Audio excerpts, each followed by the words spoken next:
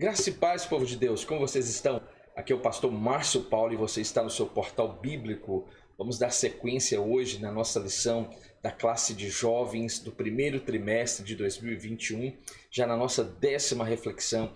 Quero deixar aqui o card com todas as lições bem organizadas em uma playlist para que você apenas aperte o play e seja abençoado. Então eu gostaria de fazer uma oração e após esta oração iremos fazer todas as leituras relacionadas ao nosso assunto proposto para agora. Senhor, a Ti clamamos e suplicamos pela pessoa bendita do Teu Espírito. Visite-nos agora, traga iluminação e que possamos compreender a Tua palavra. É o que nós te pedimos e o fazemos em nome de Jesus. Amém. Eu quero agradecer a você que tem acessado o nosso conteúdo aqui no Portal Bíblico no YouTube, você que se inscreveu, você que ainda está acessando e não se inscreveu, eu peço por gentileza, se inscreva agora, deixe o seu comentário, o seu like abençoado, nos motiva muito e você tem liberdade para compartilhar o link dessa lição, deste grupo, no seu grupo eclesiástico, no seu grupo familiar e abençoe quem você ama através de uma boa reflexão da palavra de Deus. Vamos fazer então as leituras relacionadas ao nosso assunto de hoje. O texto do dia nos diz: mas tu, quando orares, entra no teu aposento e fechando a tua porta, ora a teu pai que está em secreto, e teu pai que vem em secreto te recompensará publicamente. A síntese desta lição diz: a oração do Pai Nosso foi deixada por Jesus para nos ensinar acerca da importância da oração em oculto, da primazia de Deus no direcionamento de nossas petições e do valor do altruísmo em nossa trajetória cristã. E o texto bíblico está no Evangelho de Mateus, capítulo 6, versículo 5 ao versículo 13. E eu gostaria de ler este texto da palavra de Deus com você. E quando orares, não sejas como os hipócritas, pois se comprazem em orar em pé nas sinagogas e às esquinas das ruas para serem vistos pelos homens. Em verdade vos digo que já receberam o seu galardão. Mas tu, quando orares, entra no teu aposento e fechando a tua porta, ora a teu pai que está em secreto, e teu pai que vem em secreto te recompensará publicamente. E orando, não useis de vãs repetições como os gentios, que pensam que por muito falarem serão ouvidos. Não vos assemelheis, pois, a eles, porque vosso Pai sabe o que vos é necessário antes de vós lhe pedirdes. Portanto, vós orarei assim: Pai nosso que estás nos céus, santificado seja o teu nome. Venha o teu reino, seja feita a tua vontade, assim na terra como no céu. O pão nosso de cada dia nos dá hoje, e perdoa-nos as nossas dívidas, assim como nós perdoamos aos nossos devedores. E não nos conduzas à tentação, mas livra-nos do mal, porque teu é o reino e o poder e a glória para sempre. Amém. Estes foram os textos que irão fundamentar então a nossa reflexão a partir deste momento. Se você tem gostado do nosso conteúdo, por gentileza, deixe nos comentários, isso nos motiva muito a continuar produzindo aqui estes conteúdos para o Portal Bíblico aqui no YouTube. A ideia aqui, o propósito aqui é poder contribuir para o seu aprimoramento da sua classe de escola bíblica dominical. Então esta lição é a 10ª lição e será ministrada no próximo dia 7 de março de 2021, no próximo domingo, a partir deste momento onde estou gravando esta lição. E esta lição é uma lição comentada pelo pastor Marcos Tedesco. E nós temos um objetivo, como é sabido, nós temos objetivos para cada uma das nossas reflexões. E esta reflexão nós temos 3 objetivos propostos para cada um dos pontos aqui abordados. O primeiro, mostrar que Jesus Cristo é o nosso maior referencial de vida e de oração. O segundo, contemplar os principais ensinos da oração do Pai Nosso. E o terceiro objetivo, destacar que a glória e o poder pertencem somente a Deus. E esta é uma lição maravilhosa. O nosso contexto ensina-nos a orar. E já falamos de muitos personagens maravilhosos que nos ensinam com uma vida santa e de uma oração plena a Deus. Hoje, temos 3 tópicos também a serem avaliados. O primeiro, Jesus ensina a respeito da oração. O segundo tópico diz que os principais, melhor dizendo, ensinos da oração do Pai Nosso. E o terceiro aspecto estudado será a glória e o poder pertencem a Deus, unicamente pertencem a Deus. Eu creio que isso é uma verdade admitida em classe de escola bíblica e também admitida na nossa vida cristã. O primeiro ponto, então, Jesus como este nosso referencial em tudo.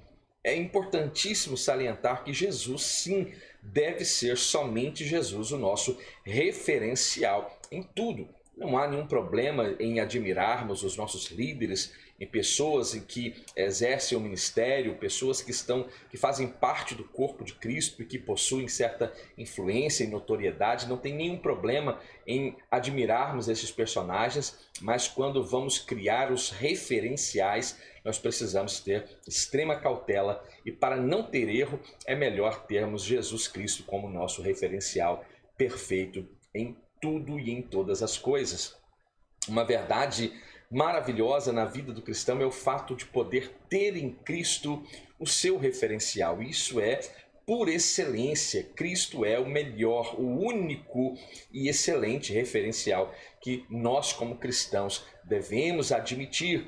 Então, se somos seguidores do nosso meigo nazareno, do nosso mestre, devemos sempre então fazer todas as coisas da forma como ele faria. Há uma ideia que é dita já há algum tempo de fazermos sempre a indagação diante das adversidades, diante das crises, o que Jesus faria e a partir então desse insight tomar as nossas decisões a partir da ideia de como Jesus se comportaria diante daquela situação ou o momento de crise.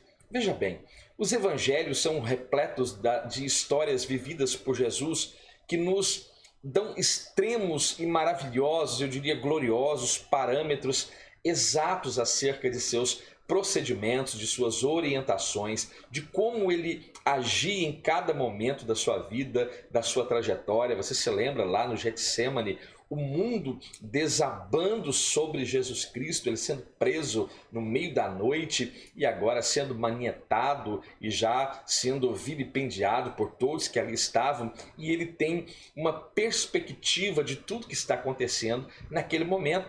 Ele percebe, ele tem a pureza e ele tem eu diria, ele tem essa pureza de perceber aquilo que está acontecendo, por exemplo, com Malco, que teve a sua orelha decepada por Pedro. Então veja, quem num momento como aquele, o mundo, como eu já disse, desabando sobre si, teria esta cautela, teria esta aptidão, estaria então preparado para olhar e contemplar aquilo que está acontecendo ao seu lado. Jesus nos ensina que é possível, sim, contemplar o belo e contemplar também aqueles que estão no mesmo circuito que nós, mesmo em meio à alta pressão que Jesus ali estava submetido.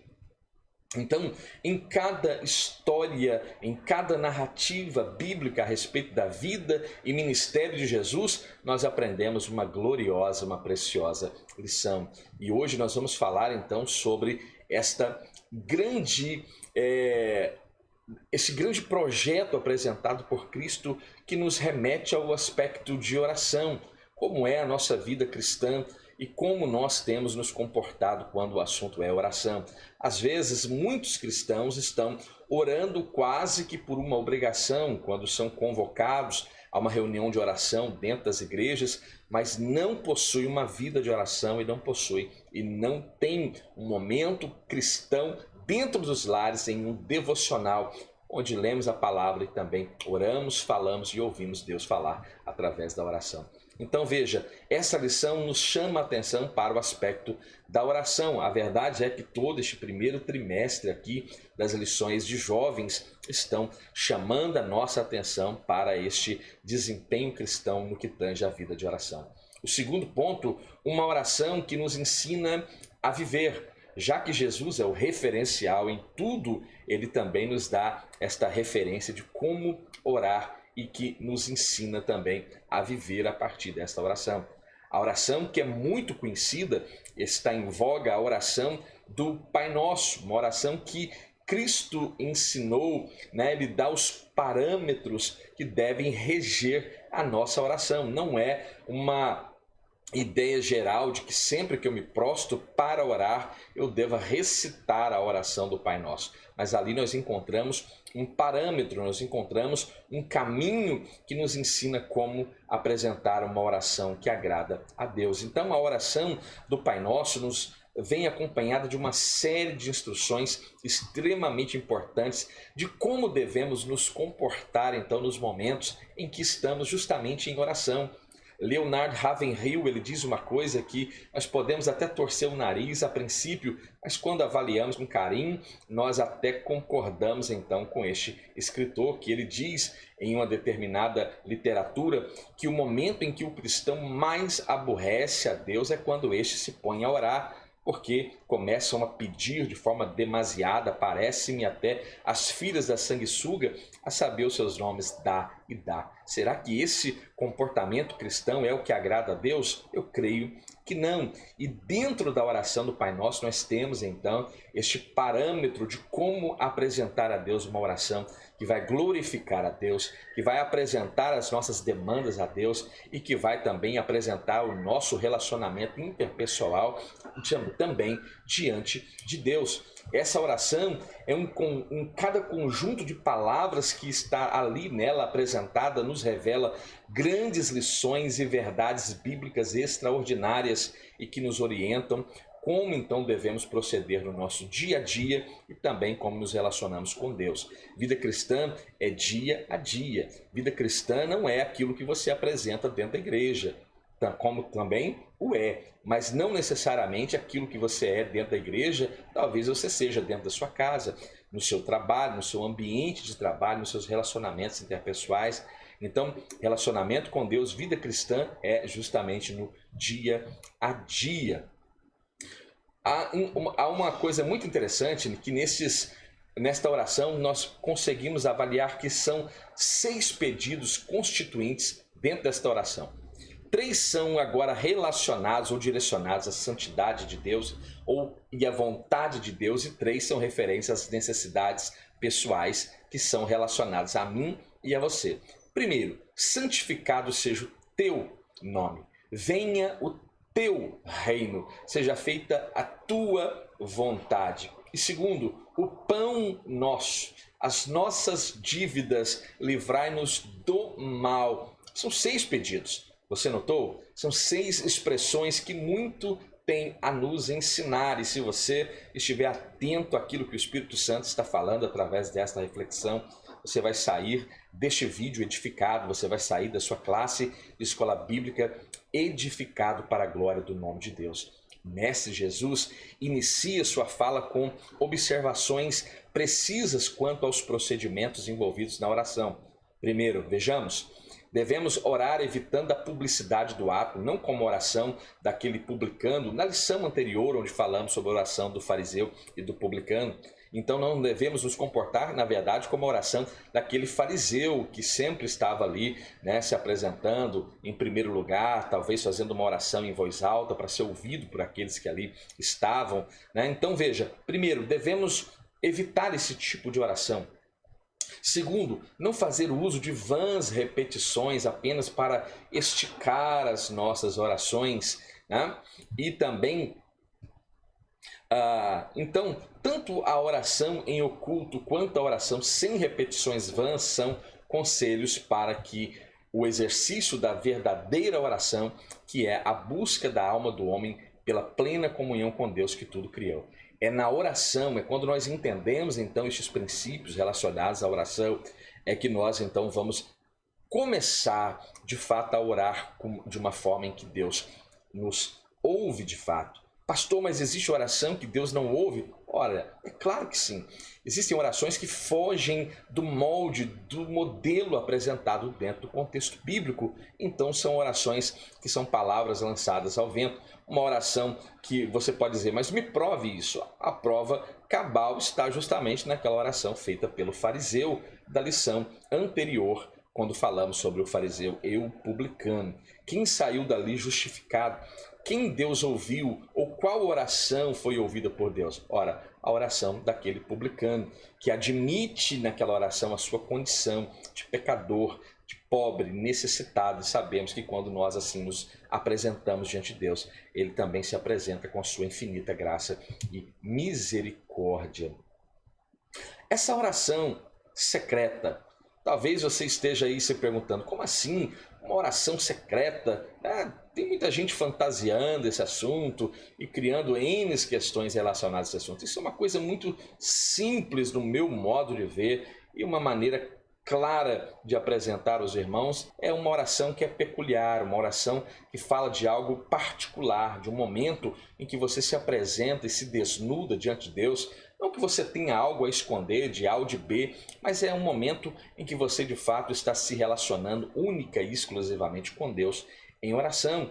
Então aqueles que estão ao seu lado, aqueles que estão naquele ambiente, não tem que ficar ali prestando atenção naquilo que você fala na sua oração, mas você está em um ambiente onde você está ali de fato focado e centrado neste projeto de oração que glorifica a Deus. Então nós não estamos aqui referindo, como falamos, de uma oração secreta, né?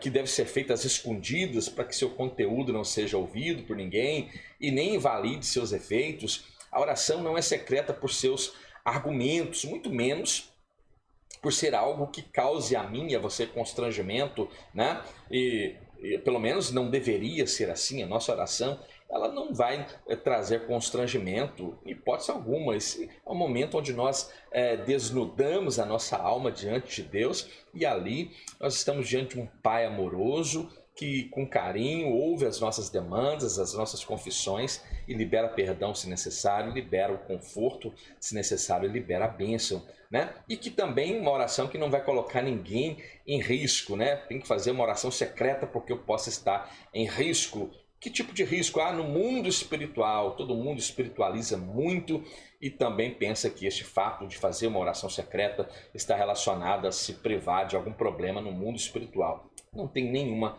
relação. Por isso, né, e também não colocar em risco, como por exemplo aconteceu com Daniel, que até foi parar na cova dos leões porque fazia a sua oração. Mas nós sabemos o contexto do livro de Daniel e sabemos que também não se relaciona com o aspecto de uma oração secreta. Oração no secreto, esta oração secreta, é justamente por se tratar de algo muito íntimo, particular, peculiar entre você e Deus.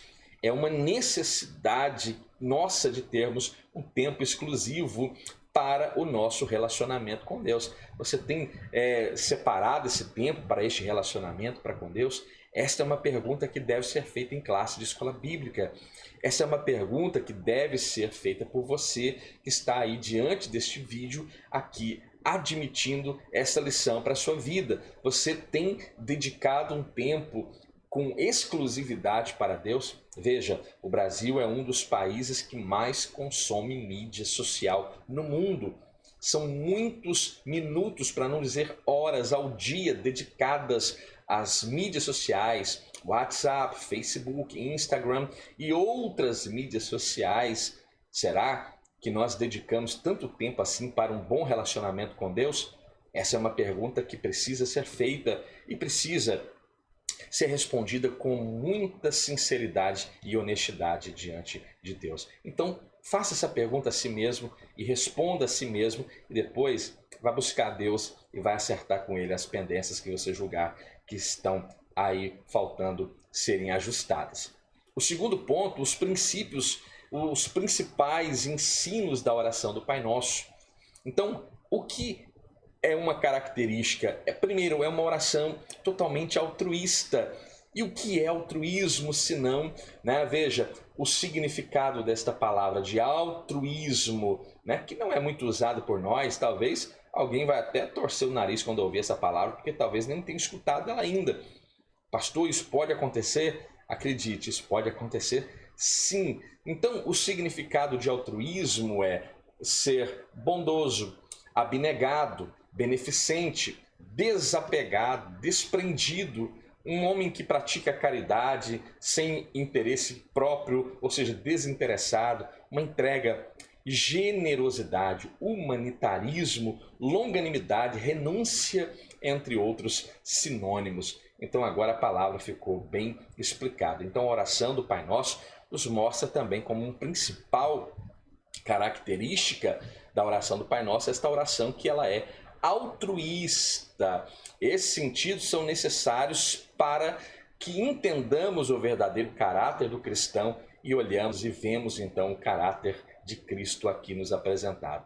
Nesta oração do Pai Nosso, Jesus nos ensina a orar de um modo que vai evidenciar o coletivo, o humanitário, o desprendimento do nosso próprio benefício. Como é difícil fazer esse tipo de oração. Os pronomes utilizados ali, preste muita atenção nisso, os pronomes utilizados naquela oração, né, dão foco no aspecto coletivo, não no aspecto singular, individual. Né? Veja, é Pai Nosso, né? Venha a nós o pão nosso, nos dá, perdoa as nossas, não nos deixe cair. Isso é glorioso quando nós entendemos esta oração por este ponto de vista. Às vezes ficamos ali, né, olhando a oração como se fosse uma reza que devemos fazer todos os dias, ignoramos os princípios estabelecidos e podemos, por que não dizer, o modelo estabelecido de uma oração que vai glorificar a Deus, que vai apresentar as nossas demandas e também vai mostrar o nosso relacionamento interpessoal. Isso precisa ficar evidente quando nós sairmos desta reflexão de hoje. Jesus, através da sua caminhada diária, mostrava o ministério terreno, no seu ministério terreno, este valor altruísta. Falar em amor é fácil. Falar de amor todo mundo fala, nós falamos à torto e à direito, mas amar na prática é outra história. Externar este altruísmo é uma coisa que nós precisamos de fato apresentar. Romanos, capítulo 13, versículo 8 diz: a ninguém devais coisa alguma, senão o amor com que vos ameis uns aos outros, porque quem ama os outros cumpriu a lei.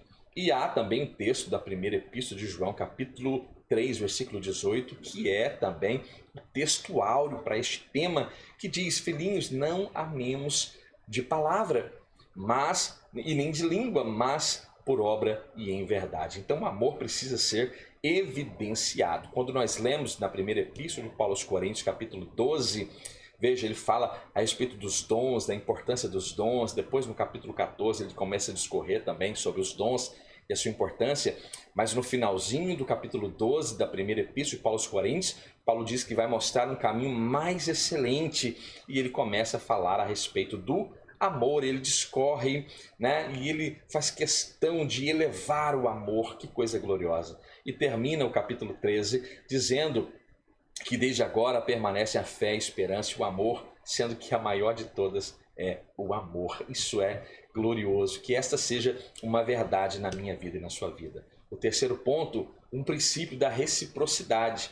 Um outro elemento que chama a atenção na oração do Pai Nosso é a incisiva aplicação do princípio da reciprocidade. Veja, perdoa as nossas dívidas assim como nós perdoamos a quem nos tem ofendido. Reciprocidade é aquilo que você dá e você recebe em mesma proporção, eu diria, do outro lado. E isso é muito interessante. Na sequência, Jesus explica que se perdoarmos as ofensas, o nosso Pai Celestial também vai perdoar as nossas ofensas. E isso é glorioso, é uma garantia que nos é dada por Deus quando nós aplicamos o perdão, né? Se não perdoarmos os que nos ofendem, também não seremos perdoados. Aqui o princípio é da reciprocidade. Precisamos colocar em prática esse ensinamento em algum momento da vida? Não, em todos os dias da nossa vida. Perdão é algo glorioso e precisa estar na nossa vida diariamente. É importante, é uma chave. Veja, o perdão é uma chave, né? Uma chave que abre, né, o coração de Deus para que nos perdoe, para que as nossas ofensas sejam perdoadas, assim como nós também perdoamos aqueles que também nos devem de alguma forma. Isso é uma lição preciosa que devemos extrair deste momento de reflexão de hoje. O terceiro ponto aqui, Deus é quem nos livra do mal. Não tenho dúvida disso. E eu tenho certeza que você também não tem dúvida alguma relacionada a isso. Deus permite que passemos pelas provas? Claro, permite sim. E há adversidades também? Sim. Porém, não nos tenta, pelo contrário, Ele nos fortalece no meio da adversidade, a fim de que possamos vencer as tentações. Ele permite que passemos pelo vale, mas jamais nos deixa só e sempre estará conosco se o buscarmos com retidão, com inteireza de coração. Essa lição é tão boa, essa lição é tão preciosa, eu espero que ela seja também edificante para a sua vida. O terceiro ponto, a glória e o poder pertencem a Deus. Então, em primeiro lugar, Deus. Como já vimos, a oração e o modelo aqui apresentado por Jesus traz 6 pedidos. Veja, traz 6 pedidos. 3 contemplam a Deus e 3 estão relacionados a nossas necessidades triviais, pessoais. Porém, todos os 6 pedidos feitos ao Pai soberano e são feitos, ao Pai e revelam uma coisa muito curiosa. Em primeiro lugar, sempre Deus. Os primeiros 3 tópicos da oração contemplam a santidade de Deus e a vontade de Deus. Pai nosso que estás no céu, santificado seja o teu nome, venha o teu reino, seja feita a tua vontade. Esta deve ser sempre a nossa maior preocupação, buscar a Deus, glorificá-lo, tudo isso na nossa oração. Não, pastor, mas a minha oração é só o momento onde eu me apresento para pedir a Deus. Então eu quero dizer com muito carinho que a sua oração ela está sendo invalidada pelo princípio motriz, por aquilo que move a sua oração. A nossa oração precisa buscar em reconhecer esta deidade, esta santidade de Deus e entender que a vontade dele aqui prevalece. Então, nós reconhecemos a santidade de Deus e queremos gozar também dessa santidade e agora apresentamos dizendo com muita verdade que a vontade dele precisa ser feita. Esta precisa ser a nossa preocupação, a nossa maior preocupação. Buscar a Deus e glorificá-lo em todos os momentos da nossa vida, cumprindo seus propósitos e servindo com excelência, servindo com verdade, servindo com primazia, porque Deus merece toda a honra, todo louvor, toda a glória e toda a adoração. Eu tento render a Ele consoante a sua glória e a sua boa vontade. Você também tem feito isso? Eu espero que sim. Outro ponto, santificado seja o teu nome. Quando Jesus iniciou a oração, as seguintes palavras foram proferidas: Pai nosso que estás no céu, santificado seja o teu nome. Essa expressão, como já disse, ela é muito mais profunda do que parece, Já na língua hebraica, o nome revela muito acerca do seu possuidor. Quando falamos santificado seja o teu nome, estamos nos comprometendo com a ação de também nos santificarmos como ele é. Então há apenas uma forma coerente e respeitosa de proferirmos estas palavras. É justamente vivendo em nossas próprias vidas essa verdade, esta busca por santificação, como ele é santo, importa que nós também o busquemos em santidade. O terceiro ponto aqui, uma verdade apresentada, é chegada ao reino, ou é chegado, melhor dizendo, o reino. O reino de Deus é a demonstração do poder divino em ação. Aqui 2 aspectos ficam bem evidentes e que devem ser observados: a dimensão presente e a futura. Quando refletimos acerca do aspecto presente, vemos que o reino se manifesta onde quer que Deus seja adorado e seguido. Já no aspecto futuro, o reino será completo quando Cristo voltar, quando o mesmo Deus descer do céu, com alarido, com voz de arcanjo, com a trombeta de Deus, quando os mortos em Cristo ressuscitarem primeiro, e nós, os que estivermos vivos, subirmos para encontrar com estes nos ares, e então entraremos às mansões celestes, e estaremos com o Senhor para todo sempre.